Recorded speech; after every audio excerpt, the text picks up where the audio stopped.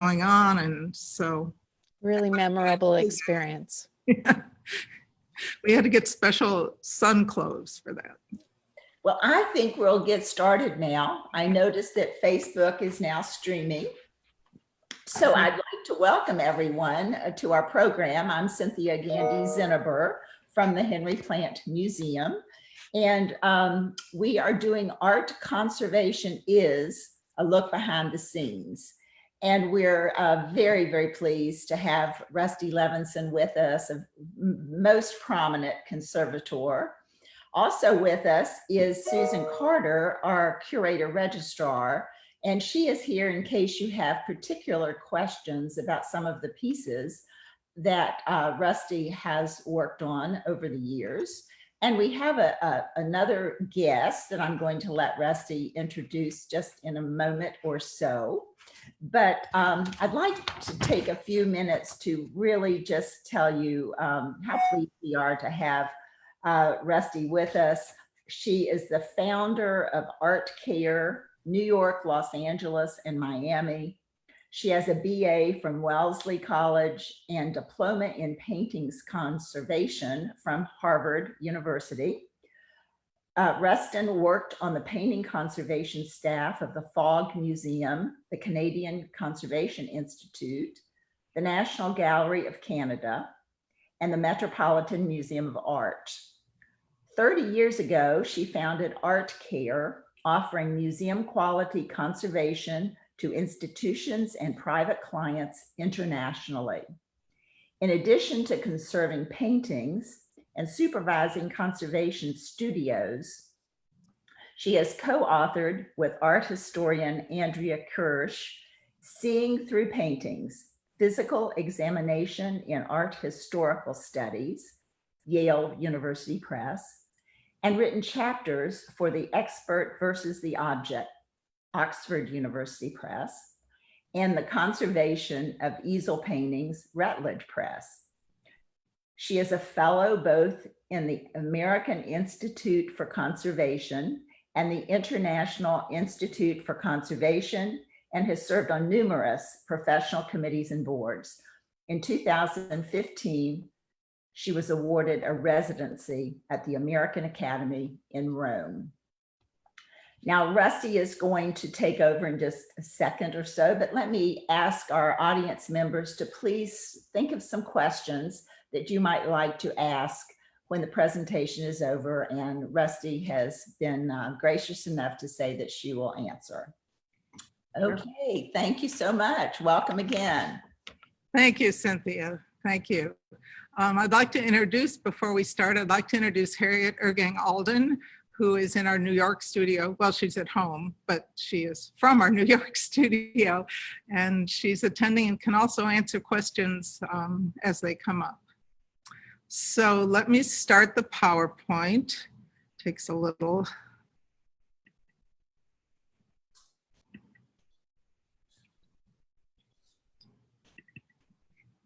All right, wait a minute.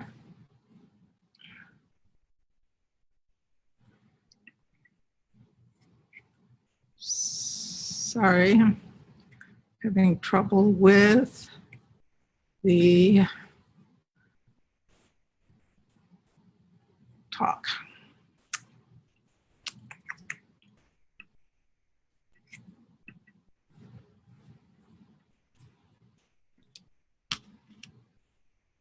Okay.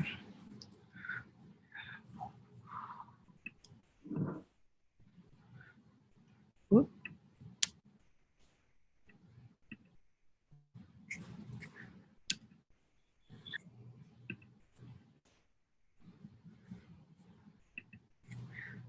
Sorry about that. Now we're going to go to screen share and we're going to see the talk. I hope.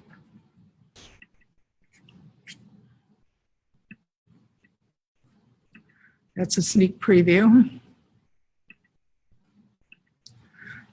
All right. Art conservation is a look behind the scenes. And I'm going to talk about what conservation is and also about some of the treatments we've done for works at the Plant Museum of Art. You've probably seen us. We sometimes work in museums. Here we are at the Dali Museum, working on one of the masterworks there.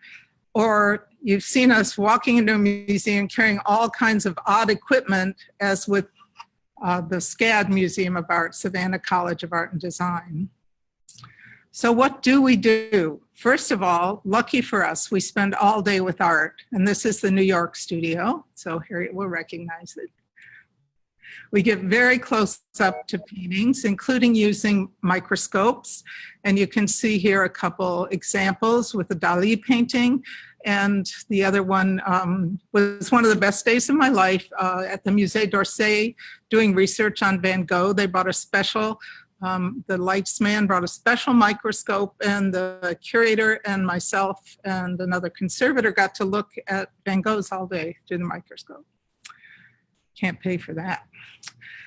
It's fun with science, and you can see here I'm doing XRF examination to see if there are any fugitive paints in this Frank Stella painting.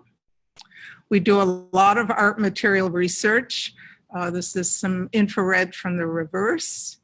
We look at all the markings on the back and try and do historical research. And this is the book that Cynthia mentioned, which was a lot of research. We work with our hands. We love working with our hands, and you have to be a conservator. We do color matching. We work indoors. This is at the Kummer Museum. And we work outdoors. We even do graffiti works, like this work by Atomic in Miami. And here's Harriet and myself in Tampa. We did a survey of the outdoor murals and made recommendations for their preservation. We work up high. We also do a lot of work with artists. We talk with artists about what creative work they're doing and trying to support them in making recommendations for the materials to use safely and preservation-wise. We also work with artists. This is Dan Gunderson. We work with artists when the work can't be conserved by us because there's damage beyond that we can restore. And in this case, there was one area where he actually had to repaint a small area, but more than we could ethically do. Here we are in our fun clothing attire. And appropriately for right now, we have endless protective equipment, from suits to boots to masks to gloves. So we're well suited. In this case, Oliver's varnishing the coronation of the Virgin from the Bass Museum of Art, and he's made a whole special tent because it wouldn't fit in a spray booth. We also have a little editorializing in some works we do. And we discover things. Often the museum goers don't get to see the back of a painting. And in this case, when we turned over this Georgia O'Keeffe, you can see here her little light blue handprint on the back. Very special to be able to discover something like that. We reveal the artist's original colors. And here you can see in a detail where there's old varnish. And as we clean it, we actually see the original wonderful colors of the clouds, the brightness. And this is the painting. We design treatments. Sometimes things aren't made for conservators to use. And here's Yeonju in our New York studio. And she's designed a special little humidification chamber that she uses for setting down paint. We designed insert linings. You can see on the left, insert linings support the painting from the back, especially for works that are traveling. We get to be the first ones to see special exhibitions where they required condition checks of all the paintings. And in this case, this is the Dana Schutz show, which was at the Perez Museum of Art. We work on protecting art in every possible way. And these 2 meters you see are special light meters, one for ultraviolet and one for regular ambient light. And we measure the lights in museums, light levels, to be sure they're not too high for the painting. We also deal with measuring humidity levels and temperature, recommending the best way for your air conditioner to work so that the paintings are well protected. We do a lot of speaking. Here I am, a lot of speaking, and you can see different people. There's Harriet and Oliver at the top and Kelly giving a talk at our national conservation meeting. Sometimes we get our 15 minutes of fame. One day I worked for 2 famous ballet stars all in one day. And this is actually a TV program we were on called Fake or Fortune, where they were looking at some early de Kooning paintings. And you can see in the background our Miami studio.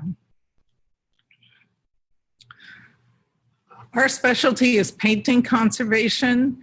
And you can see as I speak that to be able to do painting conservation, you need a lot of information. It's very specialized, and information keeps coming out and materials change.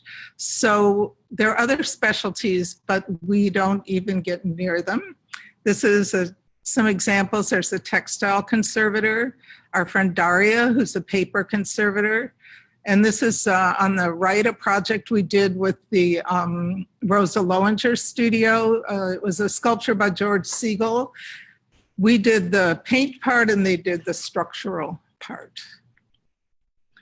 So I know it sounds like a lot of fun, but it takes a lot of work to prepare for the career.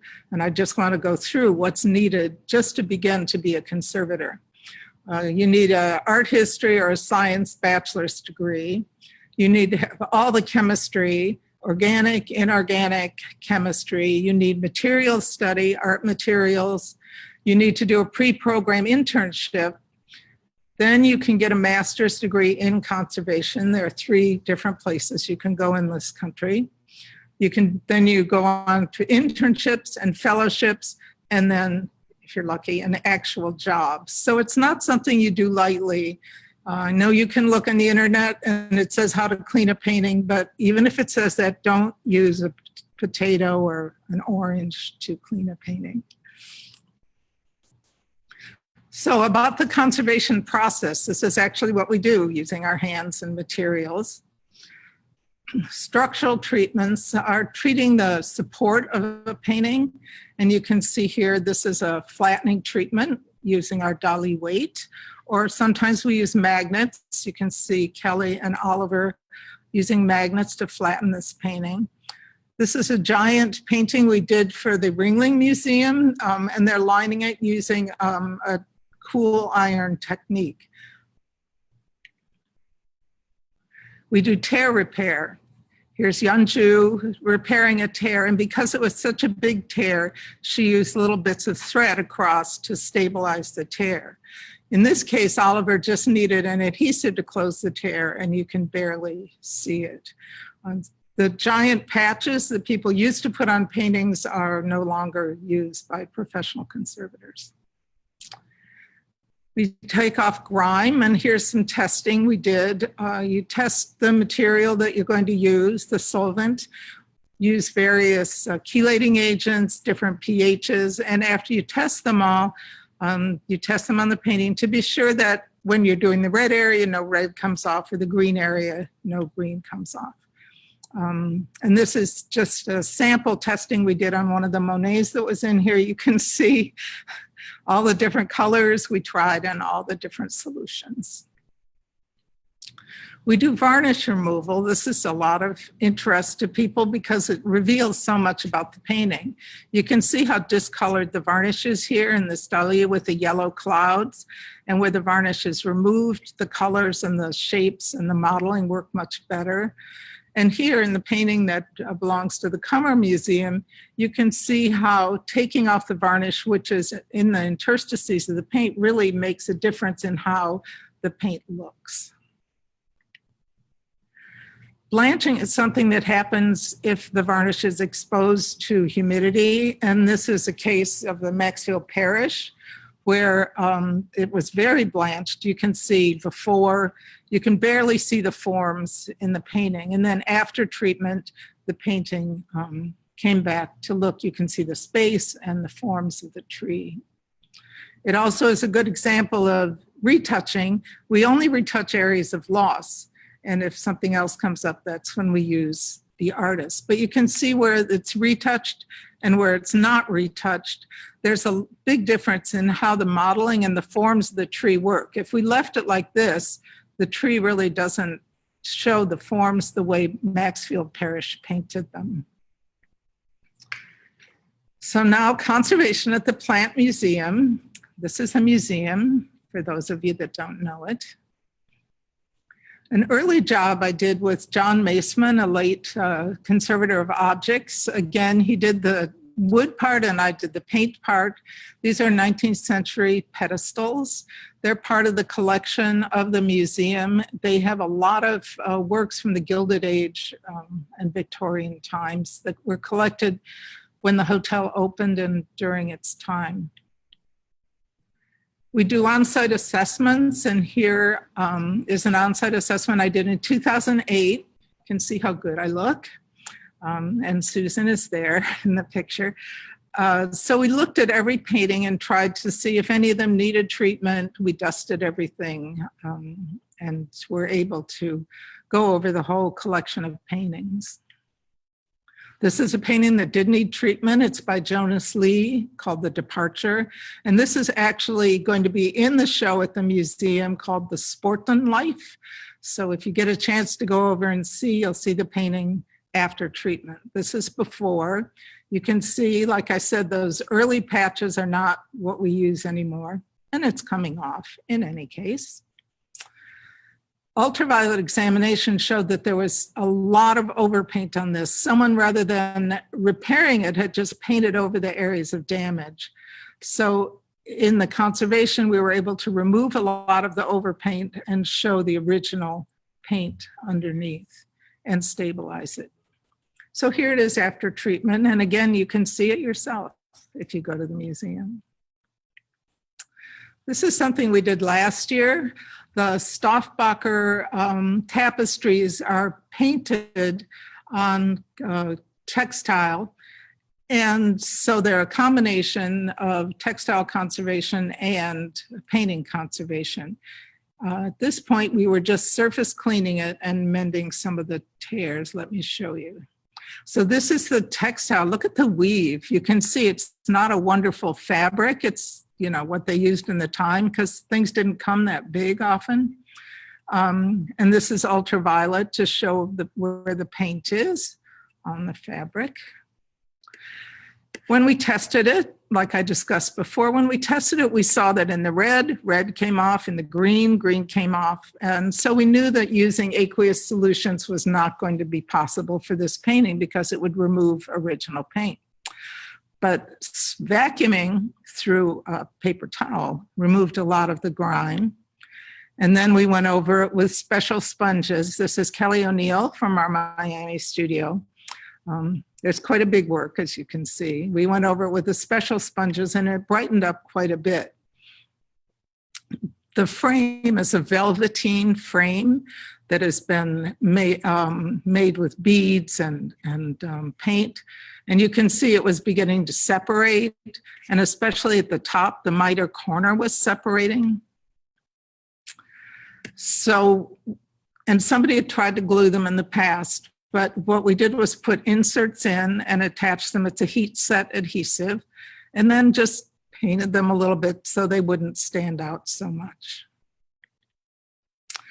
The top was harder, and this is going to need a textile conservator to figure out exactly what to do. But just to keep it from being so open, we basted it shut a bit and put some dark fabric behind so the white wall didn't show through. We did some retouching with watercolors, and you can see here where the damage was. And again, afterwards, the damage has been toned a little bit. So this is after the initial treatment. And I'm saying the initial treatment because obviously it needs a lot more work. The fabric is degrading. This corner definitely needs help. And Cynthia and Susan had a textile conservator come in to do an assessment, and we've made a proposal, and someday when the museum raises the money, we're going to come and do the full treatment of the piece. But for now, it's cleaner, in better shape, and stabilized. There's a second tapestry, a Pastoral Landscape. This is smaller, and here's Kelly doing the cleaning and dusting of it. It was restored around the turn of the century, and so it's in stable condition. As I said, it's much smaller. And this is what we did in January, I think it was January. This is a painting called Wine, Women, and Song, and it's by Paul Stad.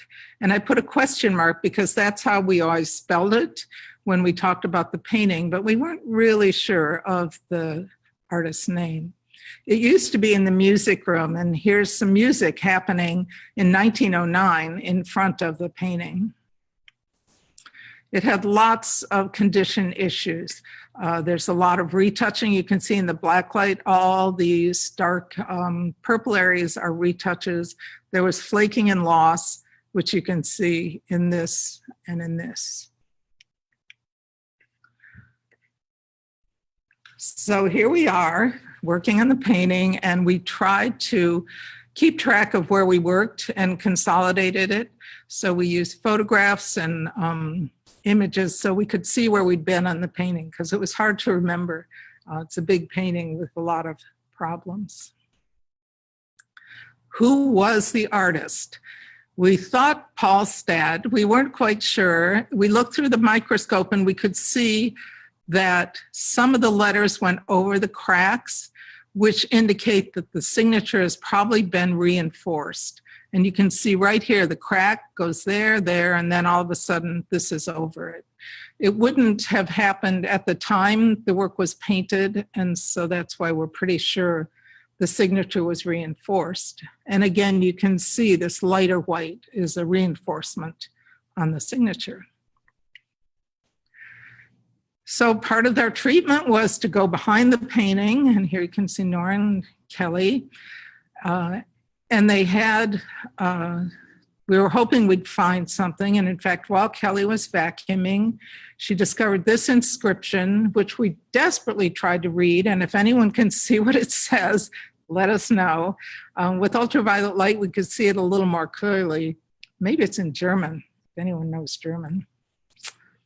But then this was pure gold to conservators. We discovered this label, which actually said his name, Paul Stad. And here's the whole label, and this is a detail of the label. And the museum was able to look through some dictionaries and do some sleuthing, and sure enough, they found more information about Paul Stad. And here are some paintings by him, and in fact, an original signature on another piece, which looks a lot like the signature on the painting at the Plant Museum. So that was a fun discovery. Here's the painting after treatment, stabilized, in good shape. And the last project we worked on is one that's in the studio now. It's a portrait of Henry Plant. It's the only portrait of Henry Plant by G. Gugino. It was way up in the wall, and we couldn't see it very well, as you can see from this photograph. But when we got it in the studio, we could put ultraviolet light on it and see where there was retouching. And again, you can see the dark purple is the retouching. Ultraviolet light causes the surface of painting to fluoresce in characteristic ways, and the dark purple shows where there's overpaint. Again, on his face, for some reason, his whole collar has been brightened or painted over. And the best thing you can see here in the signature, there's a varnish around, that's the greenish yellow that's left around the signature, which the cleaner carefully didn't remove. This is an infrared photograph. And again, you can see the old and new overpaint, several campaigns of overpaint. And we also had an X-ray done. This gentleman comes to our studio and does radiographs for us. He actually goes to people's homes who are homebound and does X-rays for them. And he also goes to the zoo and X-rays animals. And so he has a pretty interesting life, gets to come to our studio and X-ray the paintings. Here's the X-ray of Henry Plant. And you can see where the overpaint is. It must be a lead white because it's very dense. We couldn't see what was underneath the overpaint in any of the paintings. But when it was restored, unfortunately, there was a lot of pressure, and you can see all this pinpoint flaking that has occurred throughout the painting. And you can see where they pressed it again, took the paint off the high points where the cracks were. So the little bit more of treatment this painting needs once the funding comes in is minor treatment, but it needs consolidation of these areas so no paint gets lost. And then it needs retouching so that the cracks don't show so much. And here he is. What we did in the studio was do superficial cleaning and the research to see what was really going on with the painting. So thank you. I want to thank my staff, who obviously works very hard. You can see them in these slides. And also the staff at the Plant Museum for years of support and enthusiasm. Thanks so much. Happy to answer questions. That was so entertaining, very, very interesting. The questions are in fact beginning to come in now, but before we read them out, I wanted to ask if you're working on any particularly nice project at the moment. Yes. See if I can do this correctly. Here we go. This is, can you see? It's a little Rubens painting from the Summer Museum. This is a Bank of America project, and I believe I finished it. Every time I look at it, I see a little something more to do. But it's going back this week, so I can't touch it again.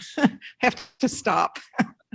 And this is actually some of the research we did, which is similar. You can see there's an X-ray. Because it's on copper, you can't really see very much because it's so dense. Ultraviolet, and this is the infrared photograph. Whoop. There we go, the infrared photograph. This was a good guide because after 400 years, the painting had been worked on quite a bit.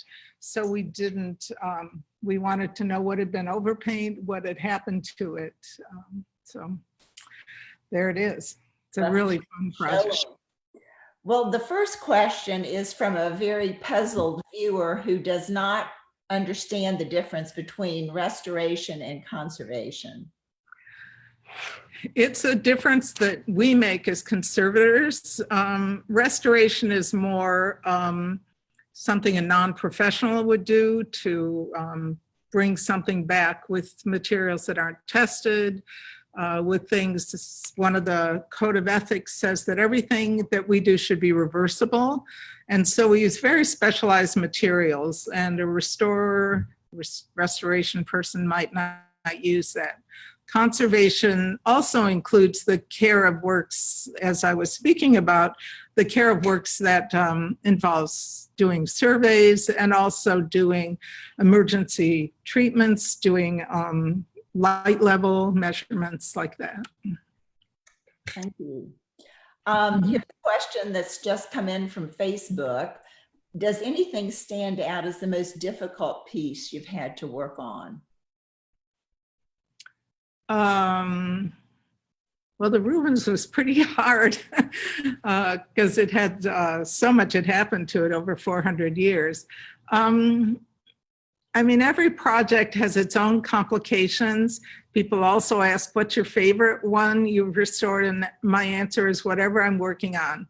When I was fixing Henry Plant, he was my favorite because you really get so involved in what happened to the work, where it came from, what materials were used, what the artist was thinking, and how your treatment's going to affect it.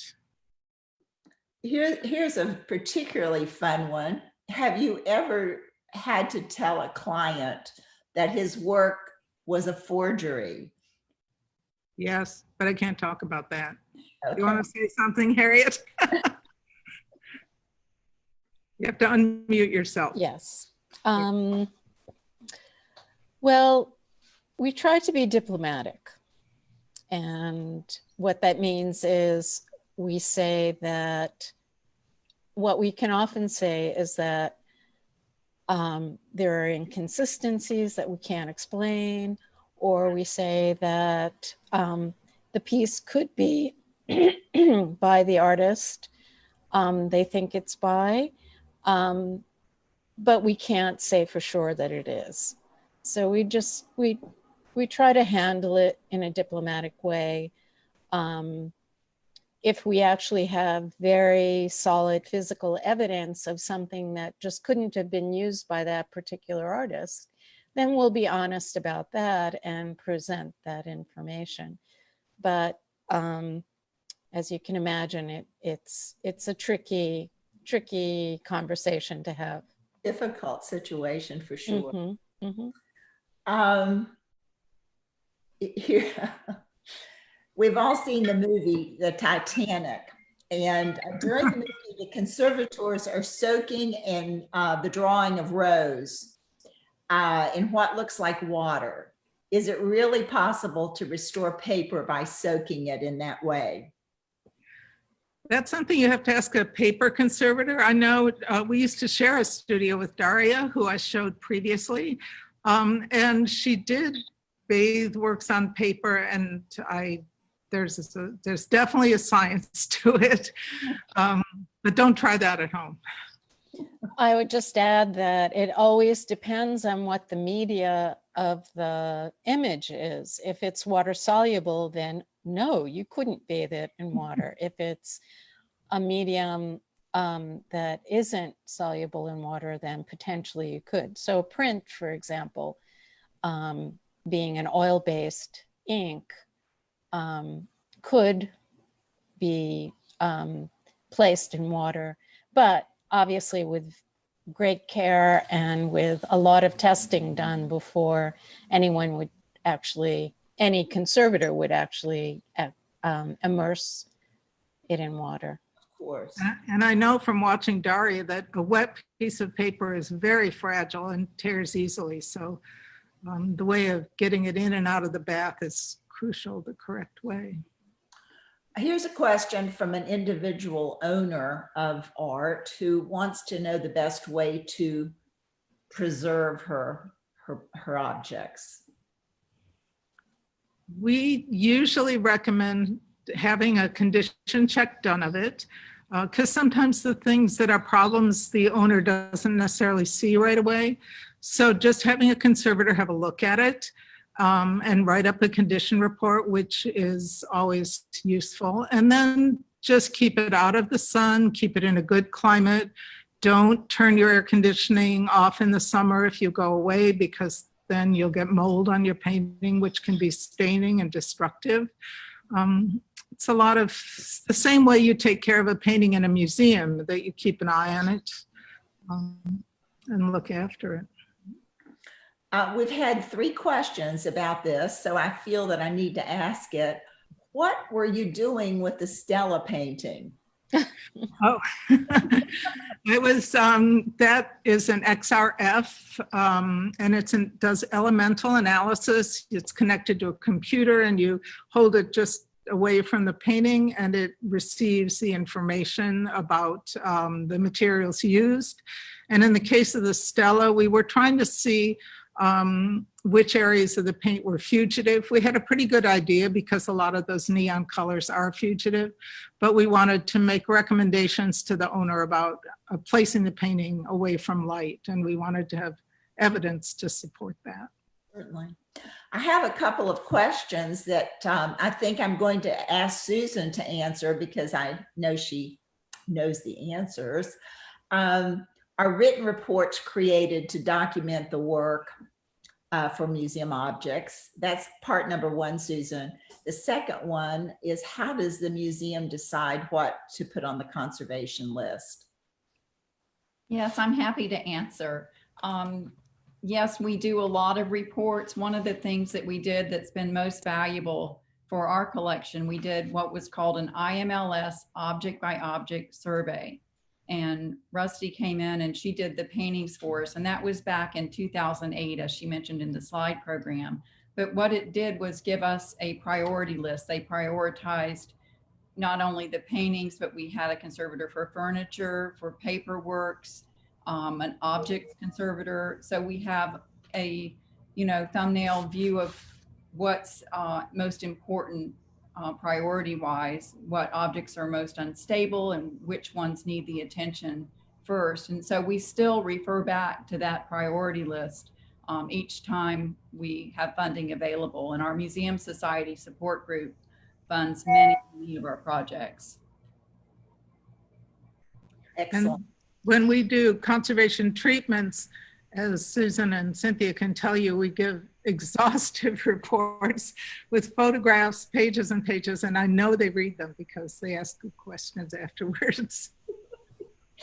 Well, I will say if we have a viewer that enjoyed seeing the Henry Plant portrait, it's in conservation until we can receive a donation of slightly less than $5,000 to bring it out into its almost perfection. So if anybody is interested in making a gift, please let me know. We'd love to hear from you. Yeah. Well, we have certainly gone over our 30 minutes and it's been a wonderful morning. Let me see if there's one more question. As technology progresses, is it necessary to go back and update previous conservation? That's a good question. Certainly the materials, when I did my training at Harvard, the materials we used were really a lot different because I'm old. And the materials we used are not necessarily materials we would have used now. There are a lot of plastics that have come in, different materials that we can use that are really better than the materials we used before. And the materials we used before were reversible, so we can usually undo them if we need to. But those treatments have stood up pretty much. So what do you think, Harriet? Oh, what conservators do is attempt and strive to use materials that will last a long time under a variety of conditions. But occasionally artworks are exposed to conditions that are more extreme, and those conservation treatments don't hold up and therefore might need to be redone. So it depends. Always. Always. Well, I want to thank Rusty and Harriet for joining us this morning. Thank you all for tuning in. It's been a wonderful morning. Thank you. Thank you, everybody. Thank you. Bye-bye. Bye. Bye, Harriet. Bye.